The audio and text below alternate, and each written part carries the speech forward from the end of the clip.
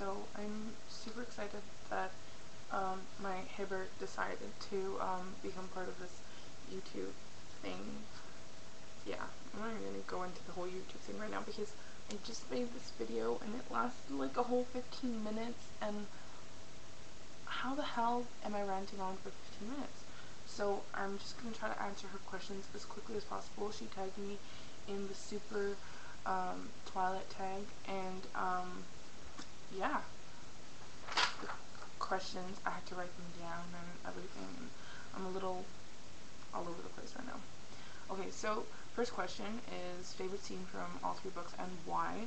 I'm torn between two scenes. The scene where I can't give you the exact chapter and all that because I don't really have my books.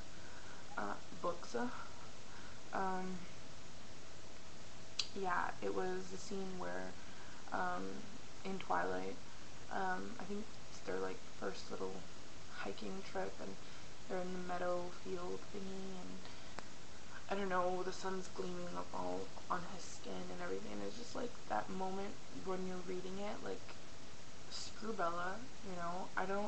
You don't really picture Bella when you're in that moment. You picture you and Edward in that meadow and just him just being all those wonderful things to you. And it's just, I was so into the book that I could feel the warmth of the sun hitting my arms. Like, I know it sounds really loserish, but I swear that moment just, and I'm torn between that and the time when Jacob actually, his first kiss, not the one that actually got her all gooey and stuff, but like, I'm talking about the first kiss where he just like throws it on her and just kind of like, it was really rough and not as wonderful as Edward. It was kind of cute because you kind of felt like, oh, he's trying so hard to impress you and be passionate and be like, I don't know, I just love Jacob, so yeah, that was my favorite. Second question. Sorry, I'm like reading it because they're long and I'm all over the place. Favorite and least favorite piece of dialogue. Well, since I don't really have Twilight or New Moon on me because I've let them out and I really need them back. And you people know who you are. Sorry. Would have to be. I wouldn't know exact piece of dialogue, but any time that Bella, like the scene, I guess, where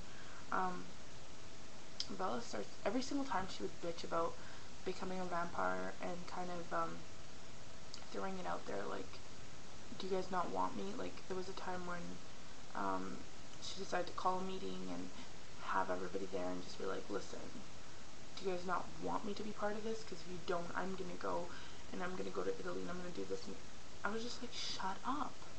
Like, I just felt like every single time she would bring up the fact that he needs to turn her into a vampire, she was very childish and very needy and nagging about it, and it just reminded me of how not as cool as Edward she was, and how much of a regular girl she was.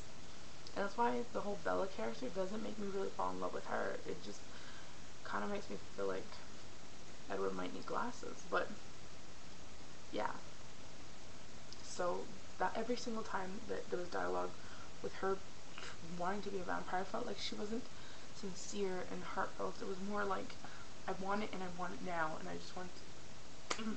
But anyways, was favorite piece of dialogue. Oh, there's so many. Like, it's ridiculous how many there is. I don't remember it off by heart, and I love the quote, and I've put it on a whole bunch of my shirts, the whole the lamb one, but I can't remember it off by heart, and I'm so sorry. It's just, I know there's one, but I'm like, ugh. Oh, if I could dream at all, it would be about you. I'm not ashamed to admit it. I think that line is so gorgeous, because I mean, he can't even sleep, he can't dream, but if he could, it would be about you, and how lucky are you? Like, ugh, how lucky is Bella? But anyways,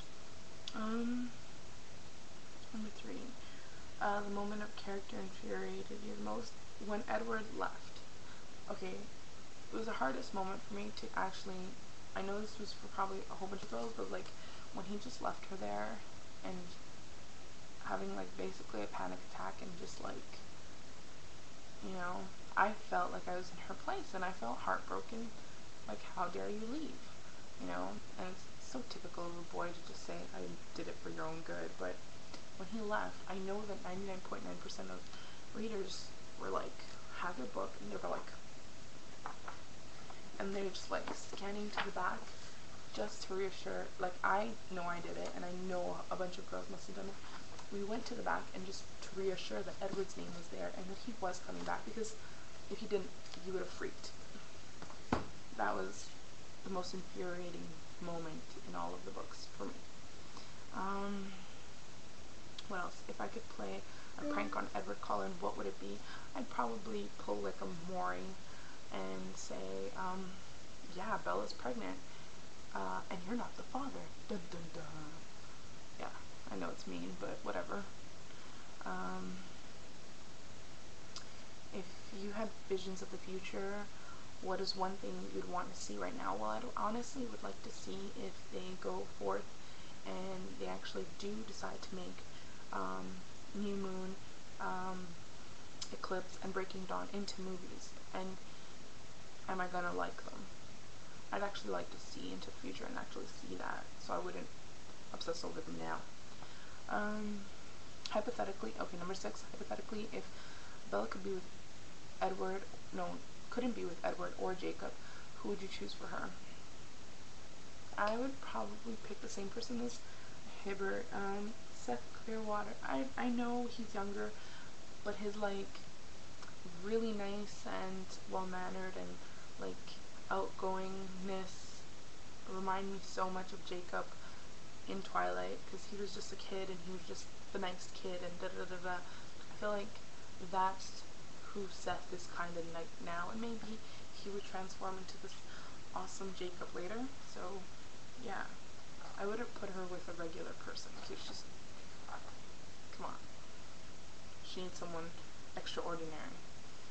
Who else? Number 7, most loved and most loathed book jacket from the series. Can be any country. I'm gonna go with favorite, because I love them all. All the American book jackets are awesome. I find them, they're so simple yet so appealing. Like, I don't really know what it is about them, but it's just super, super appealing, and they're really simple, and it's just, I think this screams beautiful and sexy and passionate and attractive all at the same time. The ones that I least like are probably all the Japanese ones that like look like Yu-Gi-Oh cards. Like, they're not appealing at all. They wouldn't make me want to read the book at all. Anything that's Yu-Gi-Oh-ish just kind of throws me out. It's not very anime, it just doesn't really do it for me. Yeah. Number 8. If there's one thing you want to happen in Breaking Dawn, what would it be? I want to see Jacob happy. I know it sounds really corny, but it's just like, you kind of figure that, you know, that Edward and Bella are going to be happy, and I do want them to go forth with the wedding, and I do want her to become a vampire, and I do want all these things, and I want it to be like, oh, they live happy ever after, but I do want to see Jacob happy, and I don't want him to be sad, and I want him to imprint, or I want him to find happiness or something. I just don't want him to the story to be left out, and he's just kind of waiting there. But anyways, I think that was all the questions, and I'm about to run out of time because there was a lot of questions, and there's so much you want to say, and you can't because Twilight is awesome. But anyways, I'm going to tag owlsayhoot. I'm gonna tag I was gonna say somebody else, but no, owlsayhoot, Kayley from 5 Awesome Girls. I'm gonna tag her to do these questions, and yeah, I hope you do them.